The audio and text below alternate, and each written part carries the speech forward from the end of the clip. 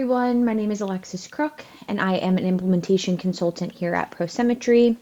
In today's video, I'm going to be walking through building a portfolio hierarchy. So within Tempus Portfolio, specifically using the Strategic Portfolio tab, users can define their hierarchy. In this area, you can create new objects, associate objects with parents and or children, as well as view timelines. All right, getting into the live demo here, I'm going to navigate to the strategic portfolio tile here. And this is the screen that I see.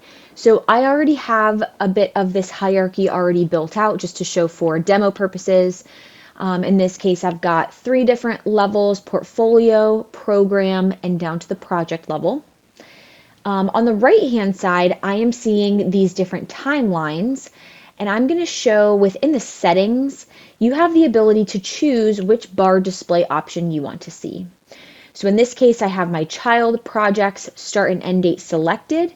But if you want to populate, let's say maybe allocations or financials, whatever makes sense for this view, and or you can create multiple views if you want, go ahead and play around with these different options. Obviously, if these things do not exist, so if you are within this financials option here and you don't have financials, then no bars will appear.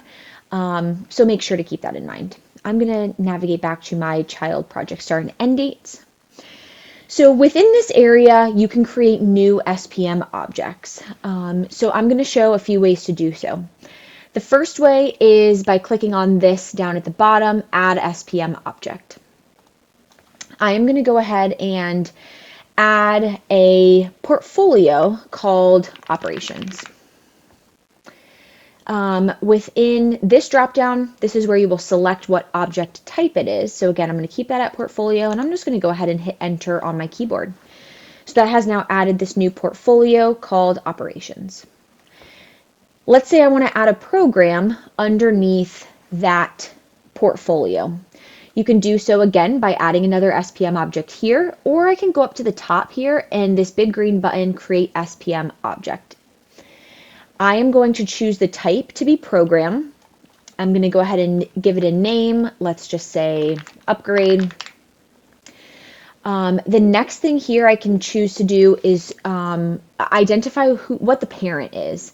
So in this case, I want this upgrade program to fall underneath this operations portfolio. So I'm going to select that parent here. And then the last thing I'm going to do is add my projects. So these already have to be existing. And I will see a list of my projects that are not associated with these other objects over here on the left-hand side.